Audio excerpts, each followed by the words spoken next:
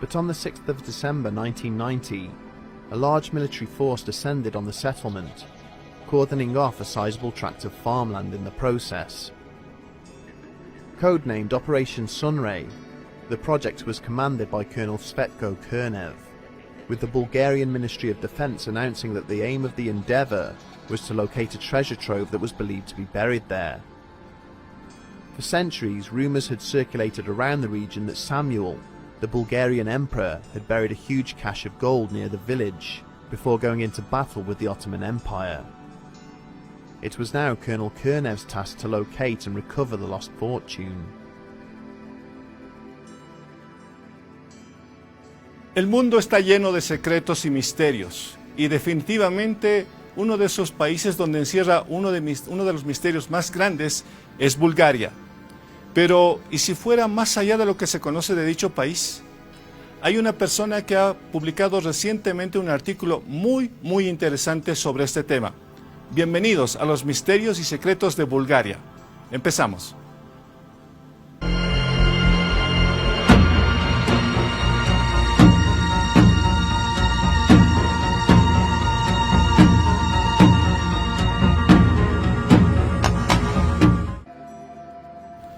Bien, vámonos hasta Hawái. También en este año ya vivimos las experiencias OVNI. Y no es para menos, un objeto de tamaño descomunal, por lo menos así parece, se observó en pleno mar, allá en Hawái.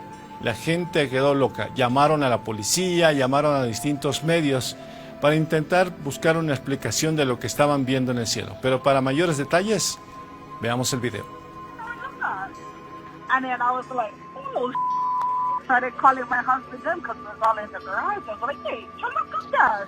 See what I see. They all said, yeah.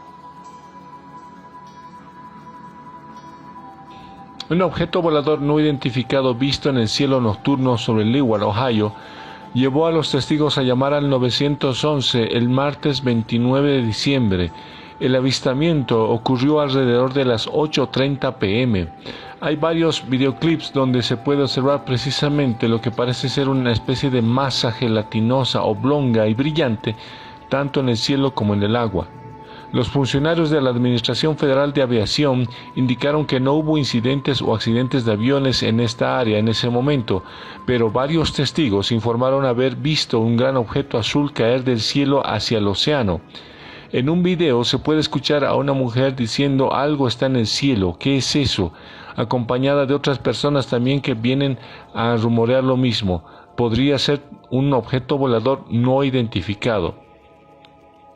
La mujer de 38 años dice que nunca ha creído realmente en los objetos voladores no identificados, pero es el objeto azul brillante que los tenía consternado a todos que le hace pensar lo contrario, que en realidad sí podrían existir este tipo de objetos. En uno de los videos a Moria se le puede escuchar decir, se cayó al agua, lo que sea que es. Ella lo describió como más grande que un poste de teléfono y dice que nunca lo escuchó hacer ningún sonido. Sin embargo, otro tipo de personas lograron captar el mismo objeto y aseguraron que tenía enormes dimensiones para verse desde tan lejos. Juzguen ustedes. UFO, but to this day, I don't know. If you guys can find out what it was, I'll let you know, you know what I mean?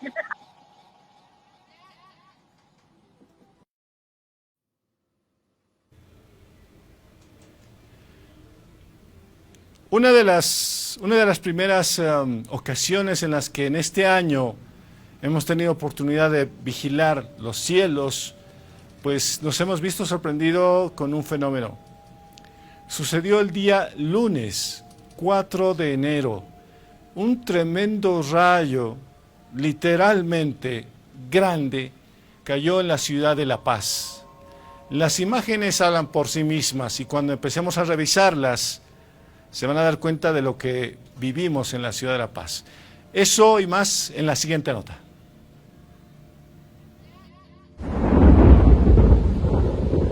Cerca de las 8 de la noche, Max Raúl Avilés logró captar esta imagen que observamos en un principio de lo que parece ser un rayo de enormes proporciones, provocando un corte de luz en varias zonas cercanas al impacto. No hemos conocido de ninguna persona afectada, pero sí de la impresionante muestra que dio esta fotografía, de Max Raúl Avilés a todos, al ver un fenómeno pocas veces observado en nuestro medio, como un rayo de enormes proporciones que hasta la fecha es impresionante y nunca antes visto. Es asesora, escritora e investigadora con más de 20 años especializada en civilizaciones andinas desaparecidas. Fue consultora de la revista UFO Brasil. Ha recibido una serie de invitaciones a distintas presentaciones de conspiración de ufología y sobre todo también ha participado en el canal History Channel, donde ha hablado precisamente de esos temas que a nosotros nos interesan. Damos la cordial bienvenida desde Argentina, desde Buenos Aires, Argentina, a Deborah Goldstein. Deborah, muy buenas noches, bienvenida. Bueno, muchas gracias por la invitación, un placer para estar en la audiencia de AM y con vos, Ovidio. Un gusto, Débora, de tenerte aquí en los estudios de AM. Pero antes de empezar, quisiéramos conocer un poco de la trayectoria de Deborah Goldstein. Vi un poco de tu semblanza y la semblanza llama la atención, ¿eh? Hay muchas cosas interesantes que usualmente no se ven, pero ahí están, presentes en tu historial. Cuéntanos un poco de ti antes de entrar en materia. Bueno, me interesé desde que soy muy jovencita en estos temas. Al principio pensé que iba a ser una fase, ¿no? Cuando uno es niño, ¿no? Y tiene estas inquietudes, pero bueno, llegué a la adultez y seguí con este interés y a partir de los 90 comencé a hacer mis primeras publicaciones y las investigaciones, ¿no? Sobre civilizaciones, especialmente los Andes, ¿no? Que ha sido una de mis pasiones esenciales, con varias visitas a Perú y a Bolivia en su momento. Así que nada, después seguí con la investigación del mundo subterráneo. Me llevó una investigación a hacer de la Cueva de los Tallos, estuve como una década, más de una década, en el 2004 en adelante, y en el 2016 publiqué mi primer trabajo sobre el tema llamado Cueva de los Tallos, secretos subterráneos de los mundos olvidados. Así que bueno, nada, me interesa mucho toda la cuestión de los túneles, de las cavernas, me dicen como un poco la papisa subterránea, ¿no? No, definitivamente. Hablando de la Cueva de los Tallos, ¿tú tuviste alguna relación de conocimiento con lo que es los túneles que hay en lo que se conoce en Bolivia como las chincanas? Estuve investigando toda la pista argentina, ¿no? Porque su descubridor, llamado Janos Moris, que era de origen húngaro y después se nacionalizó en este país, hizo parte de su carrera antes de partir a Ecuador en Argentina. Así que bueno, mi principal interés fue hacer esta cuestión, ¿no? Poner en el foco a Argentina, en la triangulación con Ecuador y Hungría. Así que bueno, ha sido un gran trabajo y bueno, sí, obviamente que me llevé muchas sorpresas con este tema que había popularizado en su momento Erich von Däniken en El oro de los dioses hace muchos años. Así que siempre me había interesado y me parecía que era el momento de investigarlo, ¿no? Claro.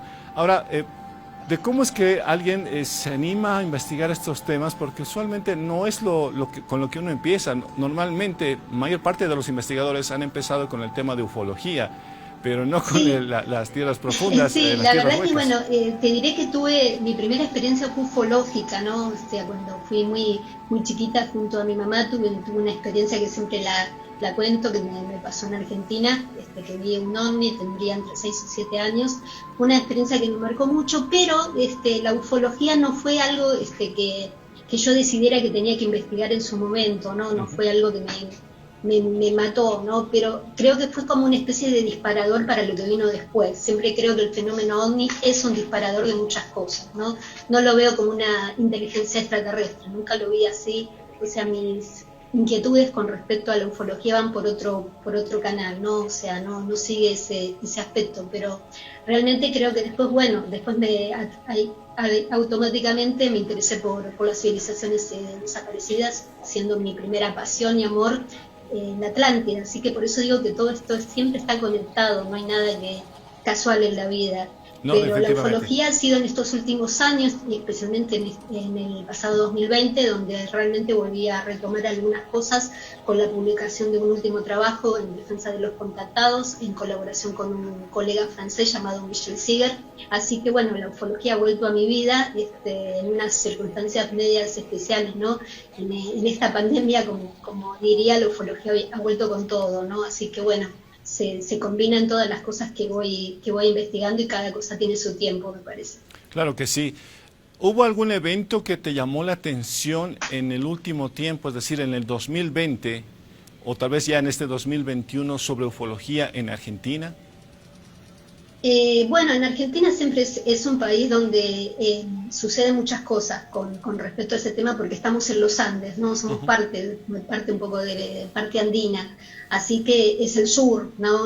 Que conecta con la Antártida, así que es una zona que tiene todavía mucho que hablar, ¿no? Así que no sé si ha habido algún caso, digamos, que se ha salido de lo común, porque los fenómenos, y yo vivo en una zona, debo decirte que cerca del obelisco, donde suelen también ocurrir bastantes cosas, ahí sale mi gata, donde suelen suceder muchísimas cosas porque estamos conectados con este obelisco de Buenos Aires, que te diré que es esta antena, digamos, que muy pocos conocen, ¿no? Otro día podemos conversarlo, pero nada, para mí el fenómeno ovni es otra cosa, ¿no? Conectado con muchas cosas, así que Argentina también es parte de este puzzle, pero creo que en el 2020 no sé, te diré que no creo que haya habido algún caso que se haya salido a lo común. Lo que sí, la comisión que yo trabajo, que es CEFORA, que soy parte integrante de la desclasificación OVNI en Argentina, que me han honrado recientemente y cuya directora es Andrea Pérez Mondini, bueno, viene haciendo un trabajo bastante importante en toda la materia desde hace ya muchos años, así que bueno, estoy conectada de pronto ahora a este nuevo universo, te diré, así que bueno, espero que Argentina, y también le hago un llamado a Bolivia en ese caso, que después conectemos con CEFORA por el tema de la desclasificación. No sé cómo ustedes estarán ya manejando este tema. Es complicado porque, bueno, entenderás que pues, cuesta un poco abrir la mente de la gente en primera instancia y luego abrir la mente de las autoridades a estos temas, o tal vez no sé, me da la impresión que en Argentina están un poquito más avanzados que nosotros, aquí también cuesta un poquito, pero estamos en la lucha, como alguien diría. Y te digo, desde ya son bienvenidos si quieren asesoramiento o colaboración con nosotros. Es una invitación que hago, te hago a vos y a quienes estén investigando y tratando de hacer esta desclasificación, que creo que es muy importante para toda esta parte del continente, así que tenemos que estar unidos para llevar adelante. Me parece que bueno, que los gobiernos tienen que entregarnos la información, que desde hace mucho ya se solicita sobre el fenómeno, qué es lo que ocurre con el fenómeno. Ha habido algunas cosas que, digamos, Estados Unidos está como llevando un poco la delantera nuevamente, así que bueno, creo que nosotros tenemos que seguir bregando para que esto realmente interese a los gobiernos, porque es un tema, me parece, que más allá de todo lo que ocurre, y sé que hay necesidades mucho más importantes, pero el tema, la desclasificación UFO, me parece que tiene que tener un lugar en la agenda mundial, ¿no? No, definitivamente. Y bueno, cuando hablamos de estos temas, ya es inevitable no hablar, en tal caso, de lo que pues se está anunciando. No sé si se ha comentado ya, aprovechando este contacto, por lo menos que hay un comentario muy masivo de que el presidente Donald Trump estaría, bueno, a menos ya de 180 días de desclasificar todo el material OVNI. No sé si se sabe alguna repercusión allá en Argentina sobre este tema. Sí, bueno, acá estamos atentos, ¿no? Todo lo que ha pasado con que, digamos, desde que empezó esta aceptación, la serie no identificado, que no sé si llegó allá a través de History Channel, o sea, con todo lo que pasó a partir de que el gobierno norteamericano empezó a reconocer que por primera vez que había no identificado en los cielos que ellos no podían clasificar. Así que bueno, no sé si esto es teniendo en cuenta el contexto político de Estados Unidos, que está un poco difícil en este momento, si es una maniobra de Trump para un poco enturbiar un poco en la cuestión, ¿no? Porque los norteamericanos, digamos, las autoridades norteamericanas siguen siendo muy cerrados con el tema digamos, desde Roe en adelante. Me parece que el tema ha entrado en una espiral, lo muestra muy bien la serie el proyecto Libro Azul, que se ha hecho recientemente. Creo que muestra cómo está el panorama, y bueno, yo no avisoro muchos cambios, pero bueno, ojalá esta iniciativa que ha sorprendido un poco del presidente Trump salga y tengamos un poco de informaciones con respecto a un poco cómo ve el gobierno norteamericano el fenómeno, ¿no? Que Sí. eso es lo que nos interesa, qué es lo que realmente saben y no nos dicen, por esta cuestión de por qué de pronto es secreto de Estado, ¿no? Por qué el fenómeno OVNI, si no les interesa, si no es real, si ellos dicen que no pasa nada, si es todo, como siempre se dijo, ¿no? De que es todo parte de nosotros, ¿no? De confusiones, y que el testigo realmente no está viendo nada importante, pero bueno, al parecer hay algo que a ellos se les escapa de las Exacto. manos, y que es importante que nosotros sepamos qué es, ¿no? Obviamente que esta cuestión de que estos objetos, como muestra no identificado la serie, asaltan los cielos sin ningún problema y hacen maniobras que ningún avión de la Tierra está en condiciones de reproducir. Bueno, creo que obviamente que es un tema que a ellos obviamente les crea un poco de temor de develar realmente, y yo creo que los norteamericanos son los que tienen realmente toda la data de la cuestión, ¿no? Así que ojalá la iniciativa de Trump salga, tengamos una sorpresa, ¿no? No, definitivamente, estoy de acuerdo contigo. Se habló también de la Fuerza Aérea Espacial, o sea, cosas que yo nunca había escuchado, pero el año pasado fue el tema, durante todo el 2020, de la creación de una Fuerza Aérea Espacial, incluyendo la bandera, ¿eh?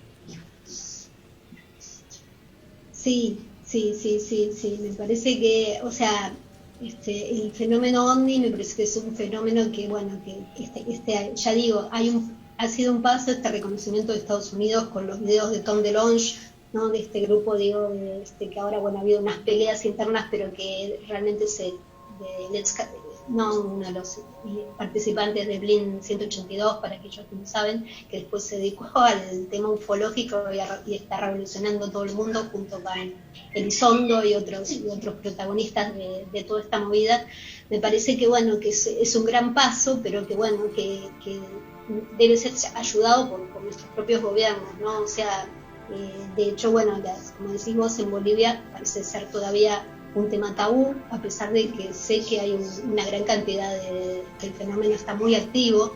Lo sé que está muy y además porque realmente, digamos, toda esta zona donde estamos, los Andes, seamos Bolivia, Argentina, Chile, digamos, Perú, son 4 países, me parece, que donde el fenómeno arrasa todo el tiempo, ¿no?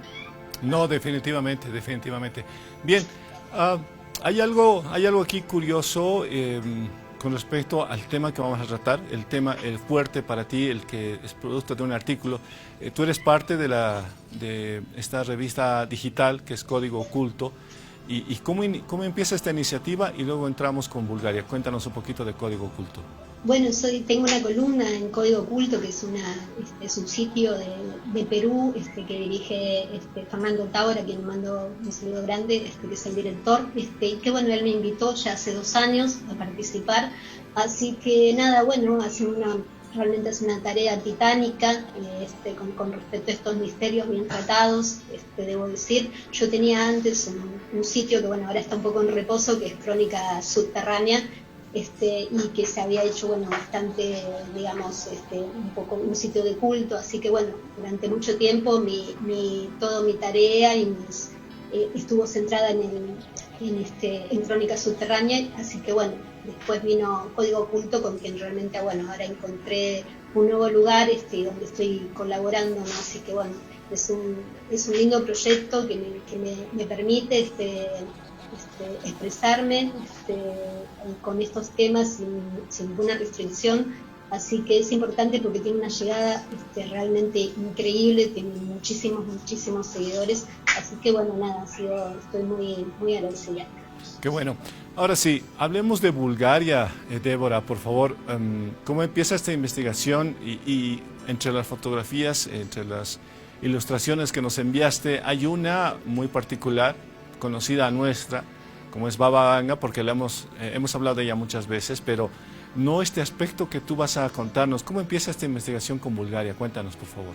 Bueno, se me pide hacer este trabajo, ¿no? Fernando Tábara me pide que escriba sobre el misterio de Sachirina, ¿no? Realmente yo lo tenía un poco olvidado, el tema, creo. Después cuando lo empecé a investigar me di cuenta de que sí, que lo recordaba. Y bueno, siempre me ha interesado mucho todo lo que pasa, más allá de Bulgaria, todo lo que con respecto a Europa del Este, ¿no? Me parece que en Europa del Este hay una cuestión tabú por el tema idiomático, y a veces no se le da la atención que merece, ¿no?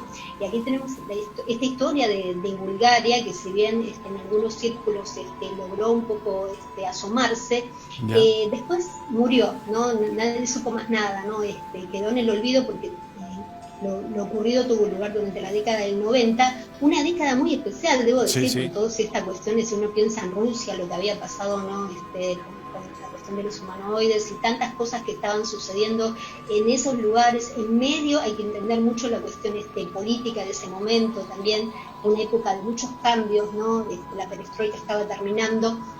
Bulgaria en sí también ha sido un país bastante sufrido, sigue siendo bastante sufrido en la cuestión económica, y también, bueno, gobernado por mucho tiempo por Rusia, ¿no?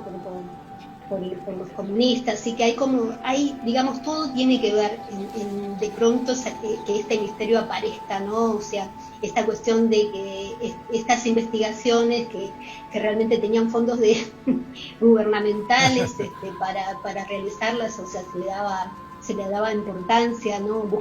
Empieza como una búsqueda de un tesoro, de un famoso gobernante que ellos tuvieron en el siglo X, llamado Zar Samuel. Al principio parecía eso, ¿no? Y inquieta pensar de que, bueno, el gobierno se haya interesado en un tesoro, pero bueno, vuelvo a decir lo mismo, es un país con condiciones así sociales un poco difíciles, así que bueno, no era difícil que se interesaran. Lo que pasa es que después la historia tiene un giro muy interesante, ¿no?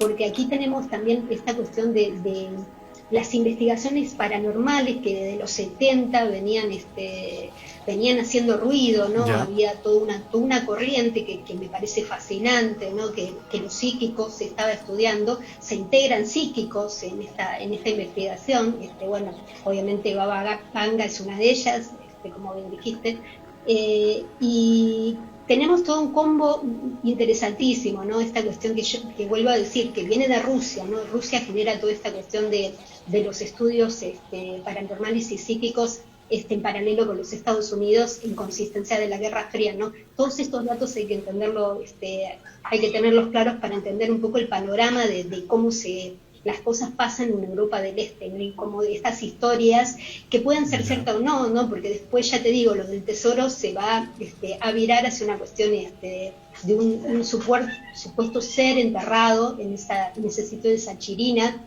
que es muy cercano a algunos kilómetros de Sofía, la capital de Bulgaria, y que va, digamos, de pronto un pueblito, digamos, abandona, digamos, no en el radar turístico, alejado, solamente muy reconocido por conservar su fauna, una reserva natural a nivel mundial, pero que salvo eso no tenía nada que pudiéramos hacer sospechar de que Sachirina iba a adquirir el papel que adquirió, ¿no? Con los años. Por eso digo que de pronto esta cuestión después derivó en que Sachirina sea como una especie de capilla del monte argentino, ¿no? Como decimos acá, que es nuestra cuna ufológica y esotérica, ¿no? Como pasa en Shasta, en Estados Unidos y tantos otros sitios. ¿Cómo es así que bueno, Sachirina de pronto se convirtió en el lugar donde supuestamente estaba enterrado, como decía Baba Vanga, un ser que había sido como el ser que había el primero en la Tierra, ¿no?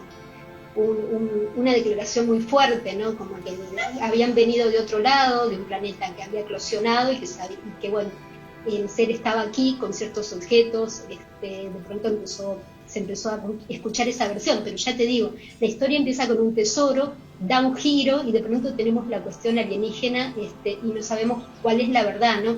Si bien toda la historia, como la recojo en el artículo de Código Oculto, me parece, hay algunos datos, ya digo, ha habido 2 años de intenso trabajo por parte de las excavaciones realizadas del gobierno con estos psíquicos, o sea, no solo Baba Vanga, sino una psíquica muy interesante que aparece también en el informe, que lo pueden ver.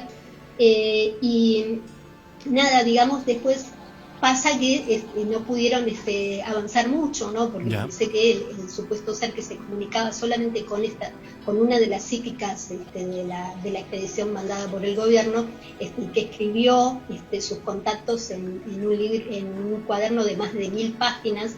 Ella decía que bueno, que no era el tiempo todavía. Lo mismo decía Baba Vanga, ¿no? O sea, no lo caben demasiado, no lo perturben, porque no es el tiempo todavía que esto debe salir a la luz.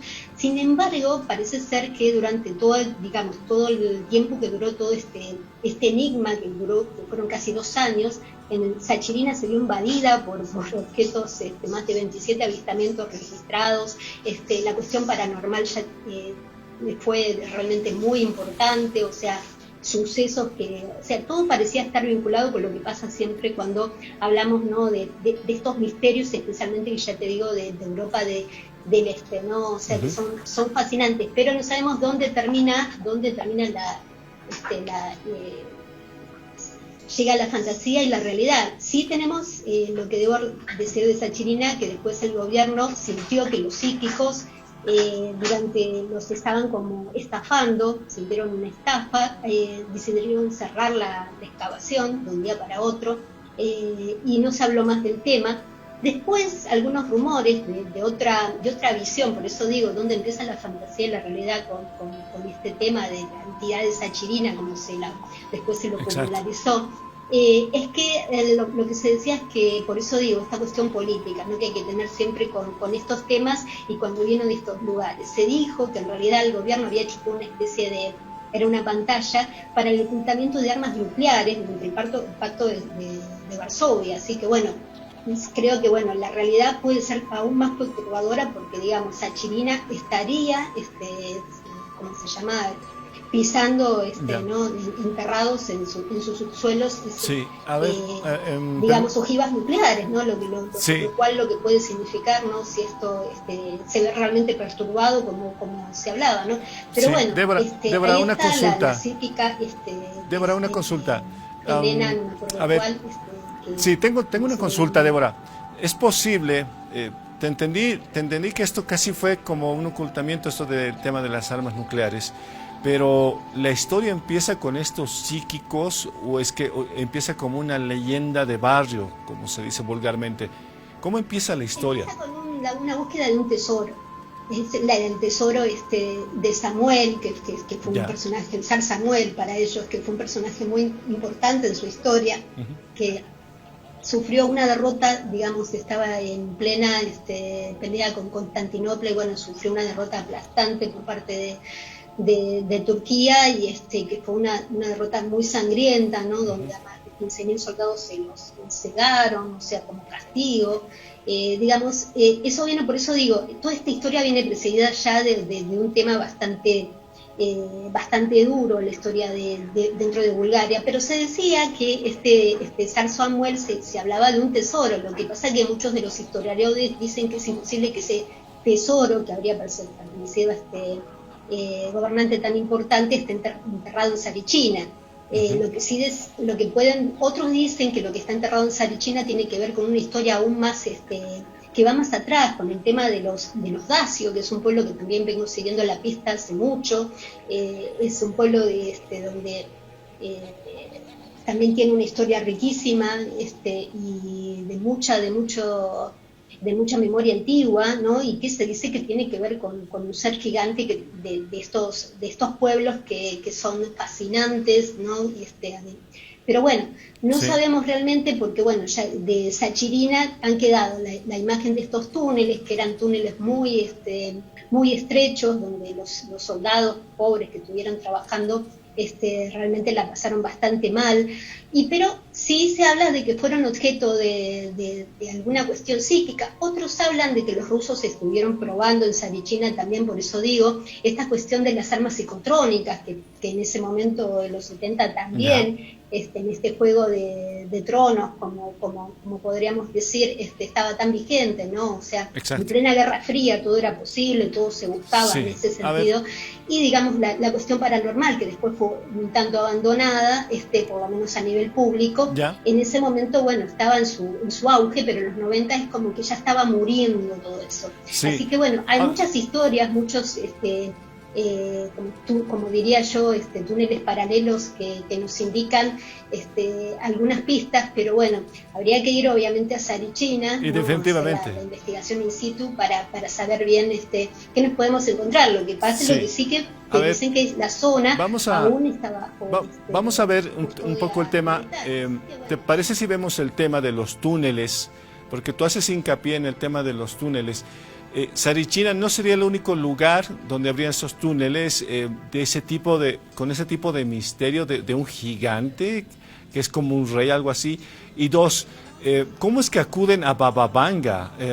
¿De qué forma acuden ellos a Baba Vanga? Que ha adquirido realmente una tremenda, también ha sido totalmente viralizado. Yo en su momento me tomé el trabajo de investigarlo y hacer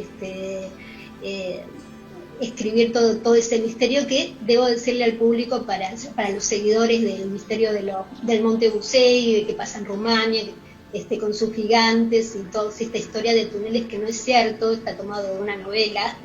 Debo ser un poco la mala de la película, desmitificarlo, pero la realidad es esa, que Europa del Este tiene sus misterios legítimos, pero a veces hay quien en los últimos años, y con el aumento de la explosión de internet, quieren como que lo que pasa con Tartaria, ¿no? No sé si estás al tanto de esta cuestión tartariana, sí, ¿no? Sí, conozco lo de Tartaria. Que muchos dicen, ¿no? O sea, que la historia no es tal cual la conocemos. Hay toda una movida, ¿no?, que se ha hecho en los últimos años, y que, digamos, cada país quiere tener su importancia dentro del puzzle mundial, ¿no?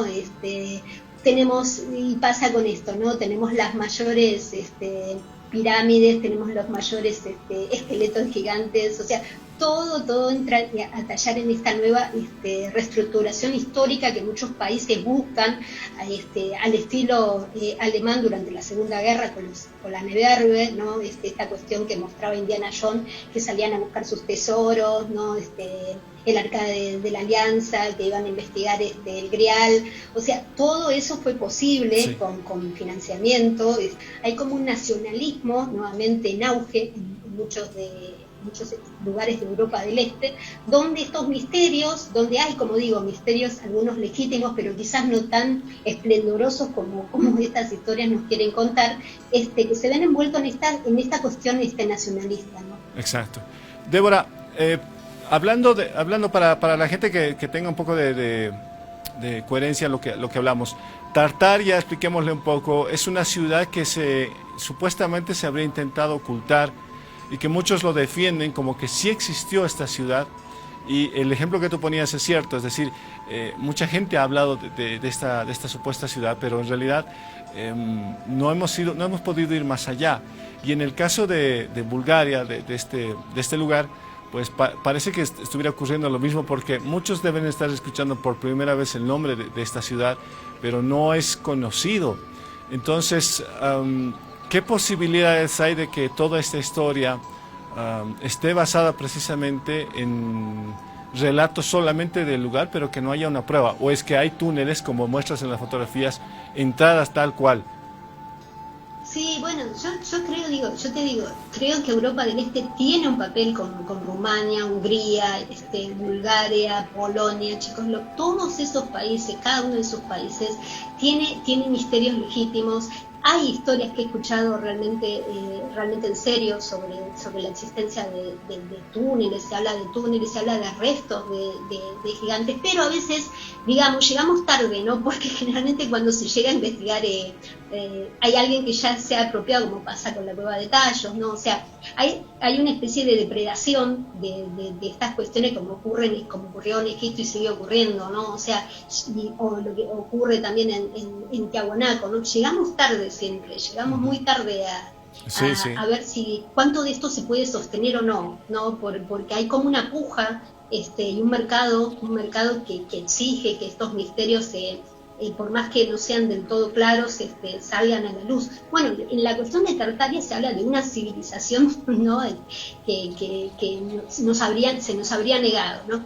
Debo decir que los tártaros existieron, como yo lo conocí en mi época, ¿no? Los tártaros fueron un pueblo que sí existió, pero Tartaria, como lo quieren ahora, que fue como una especie de civilización mundial, una especie de Atlántida, que habría sido reseteada por la élite, y lo hablan que el reseteo habría ocurrido en el siglo XIX, lo cual es lo más sorprendente. Bueno, toda esta cuestión de reestructuración de historia, y también me tomé el trabajo de investigar este asunto que está dando vuelta, me llama poderosamente la atención, pero me parece que va por lo mismo, ¿no? Esta cuestión nacionalista de muchos países de querer imponer como sus culturas, de que nuestras culturas tienen validez, de que somos importantes, ¿no?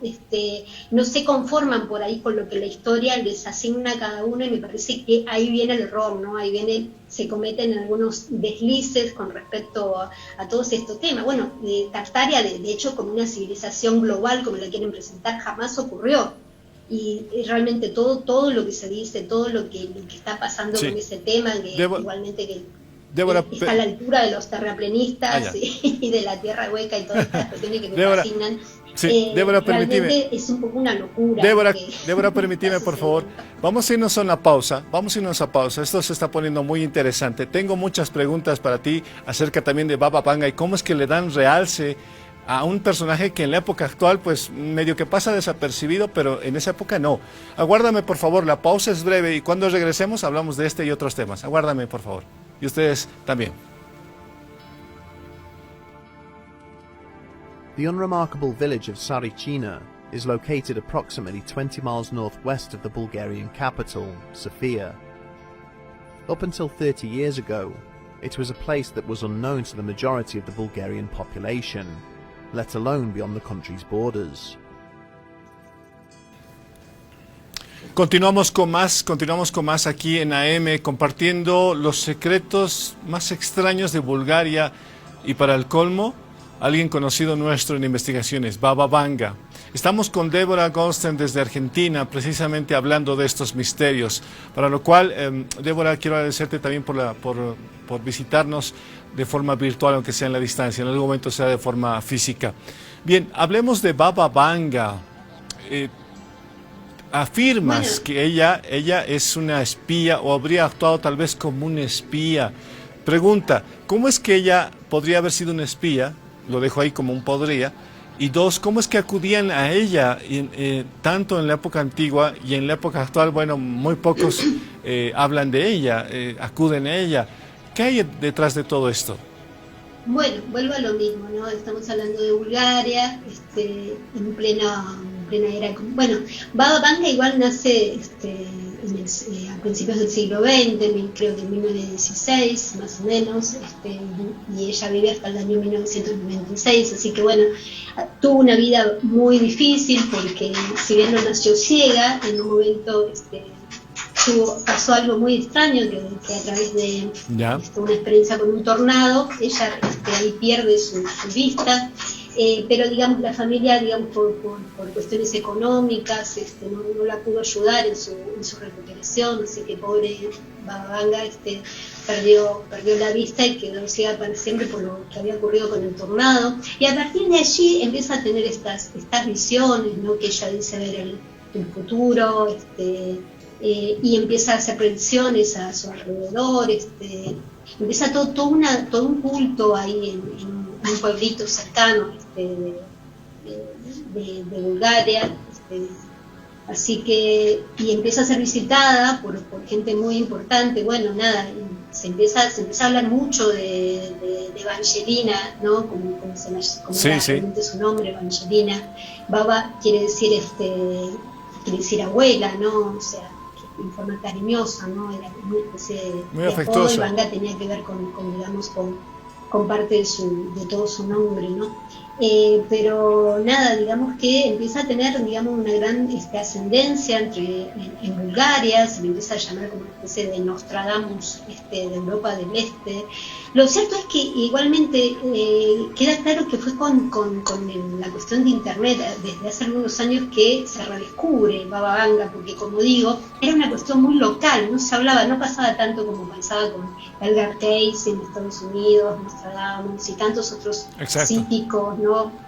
Baba Vanga es como que adquiere importancia, vuelvo a lo mismo, a partir de esta cuestión de la explosión mediática de las redes, ¿no? Se lo empieza a redescubrir y pasa con esta cuestión de que empiezan a saberse algunas cosas, aunque digamos hay tanto fanatismo y es difícil a veces ser objetivos con respecto a una psíquica, y se empieza a hablar de que algunas de sus profecías fallidas, ¿no? que las tuvo y bastante, ¿no? O sea, algunas cosas que más allá de que parecían no cumplirse y que parecía equivocarse bastante, algunos dicen de que fue utilizada por el gobierno comunista en su momento, porque como ella tenía tanto acceso y le llegaban pedidos de gente muy importante, Exacto. ella después pasaba información, supuestamente funcionaba como una especie de espía para el gobierno búlgaro, ¿no? O sea, algo muy controversial que debo decir que Sí, entonces, demasiado parte de polémico. algunos investigadores que no la querían mucho, me parece, a Baba Vanga, ¿no? Ya. Que señalan estas cuestiones. También a raíz del fenómeno de Baba Vanga, su pueblo, que no recuerdo bien el nombre, empieza a pasar como pasa con Sarichina, ¿no? Se empieza a convertir en la meca obligada de todos los viajeros de Europa del Este. De pronto Baba Vanga es visible, por eso digo, empieza a pasar que, bueno, ese pueblo empieza a vivir a través de ella. Entonces muchos dicen que tantos comerciantes, o sea, restaurantes, hoteles, todos, o sea, le debían todo a esta mujer, y se dice que mucha de la información de la gente que iba arribando a su pueblo, Era una suerte de ídolo para ellos. era también pasado data por esta gente, ¿no? O sea, había todo como un comercio que había que mantener, y que Baba Vanga era alguien muy necesario, ¿no? O sea, esto espero que no moleste a nadie lo que estoy diciendo. Sé que por ahí algunos quieren creer que Baba Vanga fue la gran psíquica, la última gran psíquica, pero bueno, digamos, pasa que, bueno, algunas cosas podemos prestarle atención y otras tenemos que ser un poco más incisivos con respecto a estas historias, y más Exacto. cuando se expanden tanto como pasó con ella a través de Internet. Más cautelosos en tal caso, ¿no? Pero, ¿cuál es el dato reciente de estos túneles? ¿Tuviste algún acceso a la información acerca de... quedó ahí todo en un misterio? ¿Se puede todavía llegar allí? Y si realmente hay algo ahí debajo, ¿hay un rey, como dijo Baba Vanga, entre comillas? Mira, por ahora el tema, o sea, quedó, hay algunos personajes que sería interesante volver a rescatar, que fueron parte de esta exploración comandada por el gobierno búlgaro, además con estos psíquicos. Una de las psíquicas más importantes que participó, que ahí aparece, Nena, aún está viva. Ella reclama de que la historia es cierta, por más que en parte fue una de las razones por las que el gobierno búlgaro cerró esta cuestión, porque dijo que le estaban tomando el pelo. O sea, fue ella quien da el giro a esta búsqueda del tesoro inicial que te digo, y empieza a decir de que hay otra cosa ahí. Y después se une Baba Vanga, alentando más a esta cuestión, ¿no? Pero sí es cierto que pasaron, al parecer tendríamos que comprobar que pasaron fenómenos durante la excavación, esta cuestión que se vieron muchísimos ovnis, cuestiones paranormales sufridos por miembros de la expedición, especialmente los soldados. Se habla también de algunas muertes extrañas.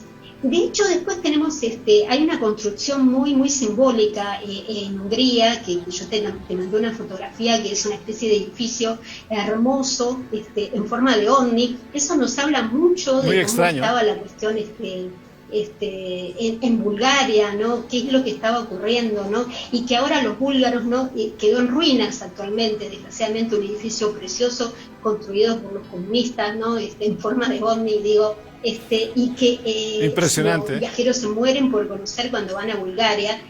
Quedó como algo simbólico y bueno, hay como una puja por recuperarlo, no, me parece que hay como esta cuestión de que muchos fondos, de que ya digo, que es un país que muy necesitado, no es como otros lados de Europa, sino que, digamos, Europa del Este siempre les costó un poco salir adelante, ¿no? Y bueno, a Bulgaria, desgraciadamente, tiene esta cuestión de que son países pobres, y estos misterios les vienen muy bien, ¿no? Estos misterios, si están vivos, si están activos, son una generación de dinero inigualable, ¿no? Pero más allá de eso, ya digo, la historia quedó, según lo que dice esta cíclica, quedó muy lastimada porque dice que el gobierno no le creyó.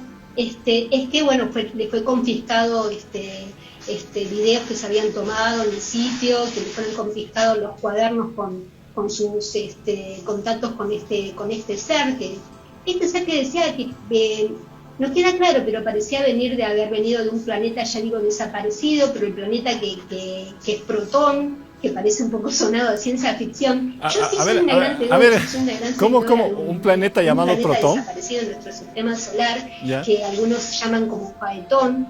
Faetón. ¿No? Creo que existió, creo que esa historia, el cinturón de asteroides, puede ser una evidencia. Vamos a tener algunas cuestiones con un asteroide que la NASA va a mandar a investigar en 2021 o 2022, no sé la fecha exacta, que parece ser el núcleo de un planeta fallido, como le dicen ellos. Así que va a ser muy interesante, me parece que, por eso digo, detrás de estas historias hay algo que siempre puede ser. Exacto, ¿no? Y exacto. Me parece que viene por ahí, ¿no? Si escarbamos, si dejamos de lado un poco la fantasía, nos vamos a encontrar con cosas mucho más asombrosas todavía. Y yo creo que la existencia de un planeta desaparecido en nuestro sistema solar es una posibilidad que en lo personal siempre apoyo y no descarto, ¿no? Por más que algunos científicos se resistan, me parece que en ese lado sí hay una puja. Vamos a ver qué pasa cuando se arriba este asteroide que es Sage 16, que dice que es un asteroide que, ya digo, sería el núcleo de un planeta desaparecido. Imagínate. Fallido, como ellos le llaman. Así que bueno, quizás nos aporten muchos datos para seguir entendiendo nuestro pasado, ¿no? Sí, ahora, terminando un poco el tema de Bulgaria, hablaste de que ahora se ha vuelto la meca de la ufología, del contacto ovni y del avistamiento de objetos voladores no identificados. ¿Esto coincide, podría tener alguna relación con lo que escribiste, o es que es totalmente ajeno a ese tema? Sí, eso sí, porque digamos ahí está el fenómeno legítimo, ¿no? de la cuestión ovni y estas historias que se entremezclan, ¿no? Con la cuestión más extraterrestre, más ¿no? Que parece no estar más asentada, no sé por qué, ¿no? O sea, estamos como, a mí me parece, yo soy, como digo, no voy por otros lados con respecto a esos temas.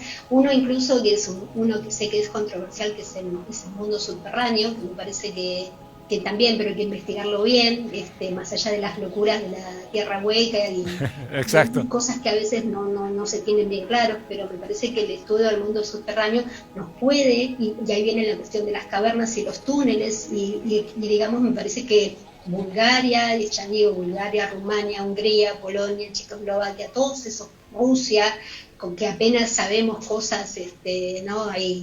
Ahí hemos empezado a tener cierta información cuando la caída cuando terminó el régimen comunista y todo la Glasnost, ¿no? Ciertas cuestiones me parece que todavía tienen que salir a la luz, las investigaciones paranormales que se estaban llevando a cabo, que te digo que son sensacionales. Me parece que todas esas historias, conozco investigadores que están en vinculación con todo este mundo, que me parece que hay que tomarlo en serio. Pero bueno, digamos, están estas historias paralelas, como pasa con el Monte Usei, como pasa con lo de Tartaria, como pasa lo que sabemos de Sarechina, que digamos yo no lo tomaría tan literal. Pero sí me parece que detrás de toda literalidad siempre hay una cuestión legítima, ¿no? Y eso es el norte que no hay nunca que perder. No, definitivamente. Ahora, Tú que has investigado mucho el tema acerca de la tierra hueca, sé que la pregunta parece de una respuesta sencilla, pero hago hincapié en el parece. ¿Qué hay debajo de nuestros pies? ¿Hay un mundo interno? ¿Y quiénes estarían debajo de ese mundo interno? Te dije, parece una respuesta sencilla, pero solamente es una apariencia. No, me parece que, bueno, esa sí es una respuesta con trampa, pero me parece una pregunta con trampa, diría.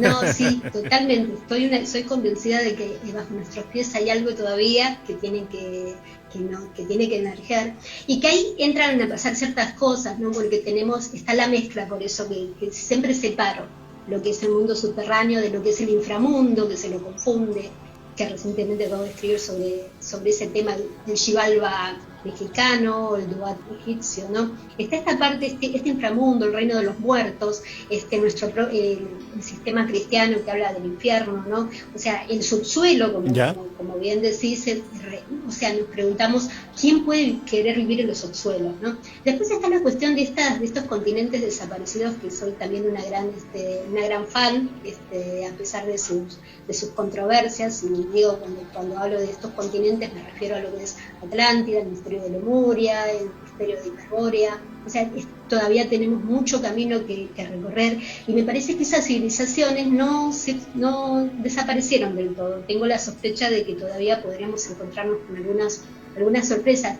Igualmente nos volvemos a preguntar, ¿quién quiere vivir en lo profundo? ¿Quién no quisiera salir de ese mundo? ¿Y cómo serían esos seres, ¿no? Porque, exacto. Digamos, son iguales a nosotros, tienen otra constitución física, como dicen muchos psíquicos o muchos místicos. O sea, podemos encontrar personas como nosotros realmente que elijan vivir en ese mundo. Bueno, esa es mi búsqueda actual, así que creo también que hay una tradición espiritual, porque siempre digo que la búsqueda del mundo subterráneo es la búsqueda de uno mismo, es la búsqueda interna en realidad.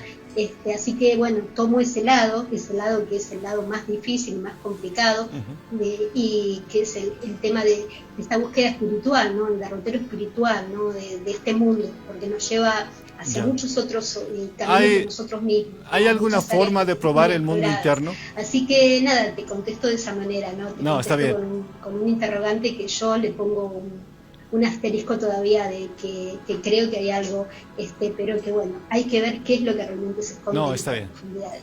No, está bien. Entonces, ¿qué opinas acerca del tema que causó revuelo, por lo menos en Sudamérica, y que bueno, hay detractores, como hay personas que apoyan el tema de las momias de Nazca y que vendrían de túneles? Me imagino que has escuchado ese tema, pero sí, ¿cuál es tu opinión? Es un tema, bueno, sí, conociendo la región, porque tuve la oportunidad de visitar varias veces toda esa zona, ¿no? Paracas, es infernal, todo lo que uno puede soñar de ver. Sí. Me parece que, bueno, está esta cuestión, como digo, ¿no? Hay mucha depredación en nuestra zona, ¿no? Y está todo esta cuestión de los, digamos, ¿no? Todo este comercio, ¿no? Si se ha encontrado algo legítimo, no lo sé. Me parece que todo lo que ha aparecido ha sido una tremenda locura, ¿no? Y cómo se difundió, cómo se empezó a hacer. Estudié parte de esa historia bastante, cómo se comunicó, o sea, este tema de los vaqueros, ¿no? Que es un tema tabú en Sudamérica, pero que digamos nos pone en la pista de que, bueno, ¿no? Que hay alguien que sabe de antemano ciertas cosas, ¿no? Las ventas ilegítimas. Si hay algo no real, bueno, ese es otro problema, ¿no? Yo creo que en los subsuelos de Nazca se esconde algo muy profundo bajo las líneas. Eso estoy convencida de que es así. Y que el candelabro de Paracas es una gran señal de algo muy importante. Digo, nuestros subsuelos, bien digamos, señalizados en nuestra mente y bien investigados, nos pueden dar claves de nuestro pasado. Ese es un tema aparte, pero yo creo que en Nazca hay algo muy profundo, pero no precisamente este misterio, ¿no? Yo creo que este misterio, el de las momias, eso es como una especie de camuflaje para algo más importante. Me parece que yo no lo tomo en serio, ¿no? Me parece que acá ha habido una cuestión de, ya te digo, nuevamente las cámaras, internet, porque esto empezó por los canales de YouTube, a conocerse mucho antes. Después el gobierno tardíamente decidió tomar cartas en el asunto. Así es, muy tarde. Y yo creo que cuando ya lo hicieron muy, muy tarde, y no sabemos bien qué es lo que... Y también me llama la atención de que el gobierno peruano, que es un gobierno en algunas cuestiones es un poco muy cerrado y muy...